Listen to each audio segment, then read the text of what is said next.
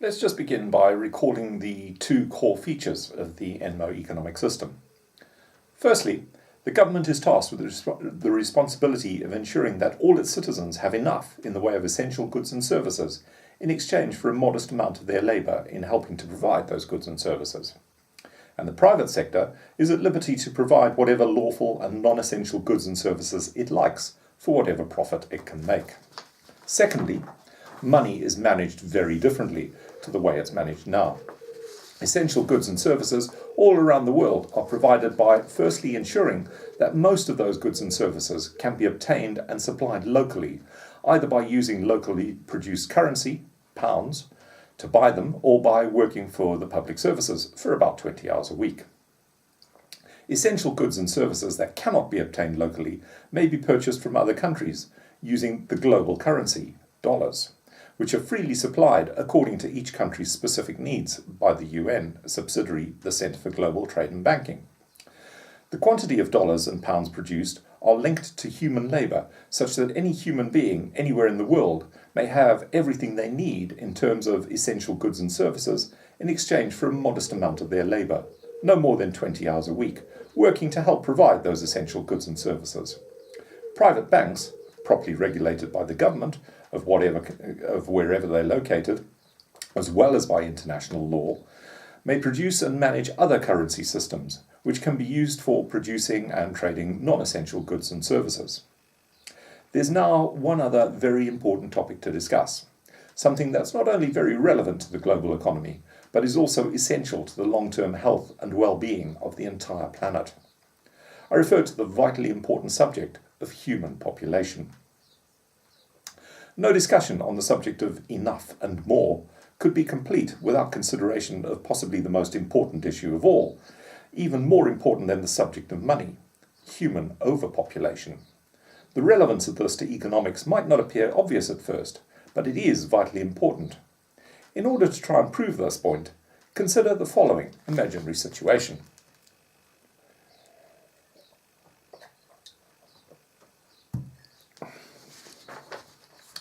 A woman lives on an otherwise deserted tropical island. Let's call her Susan. Although Susan is the only human being on the island, it's actually large enough to easily and continually supply about 5,000 Susans with all they might need in terms of food, water and shelter. Susan is a healthy and resourceful person, and being something of a natural loner, she's perfectly happy with her own company.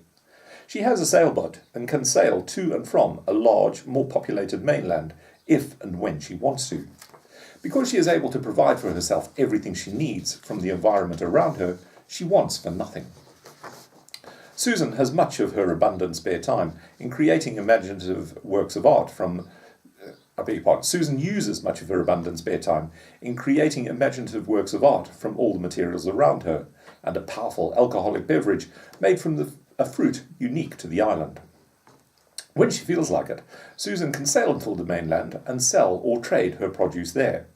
Therefore, the economy of the island is totally dependent on Susan's labour. Because food, fresh water and shelter are plentiful and easily obtainable, and she only works at her art projects and distillery when she feels like it, not because she must, the economy of the island is in perfect balance. Now consider exactly the same island, but this time with a population of 10,000 people, say, which is twice as many people as it can comfortably support from its own resources. A tiny handful of the islanders, a powerful ruling family, and the armed guards they maintain for their protection, live in relative luxury, whilst the rest of the population struggle to keep themselves and their families alive. The once fertile land is decimated, as everything which can be eaten or used for fuel or building material is just about exhausted. Many of the young islanders leave if they can, but the mainland is also overpopulated now, and the islanders are no longer welcome there. Although this is obviously a hypothetical example, the analogy is obvious and relates directly to a very real situation. Our planet is like Susan's island. It has finite resources, and there's only so many human beings it can support before it can no longer replenish the resources being used up by those humans. Although our planet can continue to support human overpopulation for a while by exterminating other species, The fact is that extermination of other living things for the sake of an ever-increasing population of human beings is such a short-term solution that it can't properly be called a solution at all. The cost in terms of long-term havoc wreaked upon the planet for the short-term benefit of a tiny handful of powerful human beings is obviously far too great to be taken seriously as a solution to the fundamental problem of human overpopulation. If we overlook for a moment the entire modern history of humankind and forget about the tiny handfuls of psychotic tyrants who have come and gone over the centuries, spreading mayhem and misery all around the world, if we assume for now that human beings have advanced to a level where such people are no longer able to operate, it would be fairly safe to make the following statement. If the people of any country are to enjoy far into the future long-term peace, happiness, health and security, they need to be entirely self-sufficient in supplying themselves with essential goods and services. They need to be able to supply themselves with enough food and water, secure shelter and energy. If they are to be really happy, and if they are to ensure that future generations of humans may also enjoy that happiness, they will need to be able to keep themselves permanently self-sufficient, without causing any permanent harm to their fragile, life-sustaining environment and the other living things that share our planet. This is not to say that people must always be able to supply themselves with essentials, because natural disasters make that almost impossible sometimes. But in the absence of natural disasters, the people of any region should be entirely self-sufficient in essential goods and services most of the time. It's difficult to say at what point in time the Earth became overpopulated with human beings, but the hard fact is that it is definitely overpopulated. And this problem is arguably the most important single issue facing the planet today. Some people find this difficult to believe and point out the fact that there are vast uninhabited spaces of the world, such as deserts and polar ice caps. That's perfectly true, of course. But it's equally true to say that it would be almost impossible to maintain anything but very small colonies of human beings in those spaces for any length of time without using the resources of some other parts of the planet. After all, there's a very good reason why these places are uninhabited in the first place, and it's not because of a shortage of human beings. I went to a lecture about 40 years ago when overpopulation was identified as a serious problem then. Nothing has been done, apart from in China, which adopted a one-child policy, and today the global population of human beings is about double what it was when I attended that lecture in the 1970s. So let's try and define overpopulation. Like so many words, there are various definitions that could be used, depending on the point of view that wants to be promoted. The point of view that's being promoted in this talk is a view that might be best for the 99%, as well as the long-term health of our planet's environment. In other words, it's a point of view that seeks a way for human beings to live in long-term harmony with our planet's natural environment, rather than exploiting it in order to make a tiny handful of people obscenely wealthy. This is the very opposite view from the prevailing one, which is only interested in protecting the power and wealth of the 1%. So as far as the 99% and our environment are concerned, overpopulation must surely mean that point in time when a particular area is no longer capable of supplying the essentials for human existence without causing complete exhaustion of natural resources in that area, or for the extinction of its existing fauna and flora. In other words, when a particular area can no longer supply enough food or water and energy for the humans living there without ruining the environment, it has become overpopulated. This has, of course, happened continuously throughout the evolution of mankind, and people dealt with it in the past by simply moving to some unpopulated place and starting a new colony, or by ousting a weaker group of people already established there, as the Spanish and Portuguese did in South America, say, and the British and other European nations did in North America and Australasia. The point in history when the free movement of people no longer became an option because there were no more habitable unpopulated places left anywhere on Earth, and nowhere left which had not been claimed as the personal property of some tyrant, thus making the free movement of people impossible, the point in time when that happened was probably the point in time when the planet as a whole became overpopulated. In other words, sometime between the 1500s and 1800s was possibly it. That moment in time when the Earth had more than enough human beings than it could cope with. Continual population growth doesn't help the 99% one jot. It is, however, absolutely essential to the cause of the 1%. The core underpinning value of the 1%'s economic policy is now, and always has been, the pursuit of more.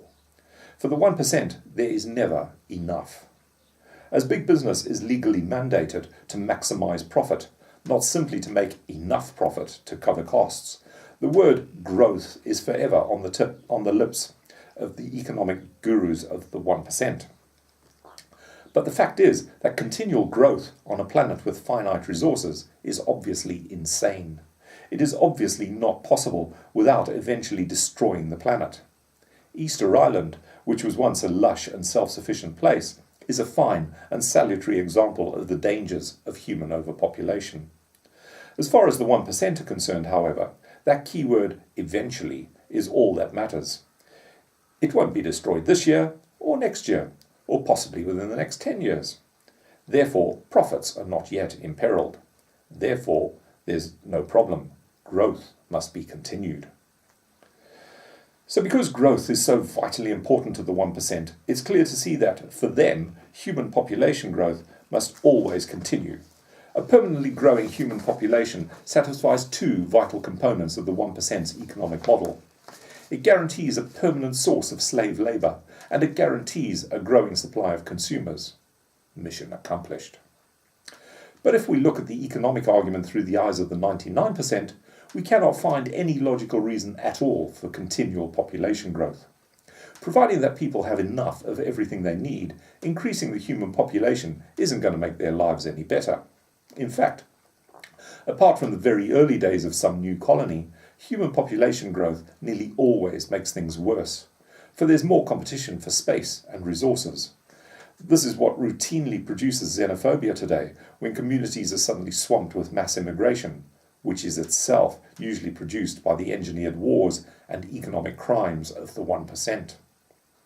And if we view the subject from the point of view of the planet as a whole, we can find absolutely no benefit whatsoever in a permanently expanding human population. After all, the planet doesn't need human beings at all. Many parts of the Earth are already suffering from chronic water shortages. Vast swathes of oceans are overfished to the point where some previously common species are now all but extinct. And jungle is being permanently eradicated everywhere, together with fragile creatures and plants whose very existence depends on their vanishing environment. Even in the so-called First World, massive ecological destruction is underway because of fertile land being turned into housing estates, groundwater depletion, the deadly use of pesticides in industrial quantities, and many other factors besides. None of this environmental collapse is because of natural phenomena, such as earthquakes, global warming, or comet impacts. It's all due to human overpopulation, which is itself intentionally driven by the economic policies of the 1%. It must be stopped. In the next and final part of this talk, I'll suggest one possible humane solution to overpopulation, before concluding with a summary of the main points I've discussed today.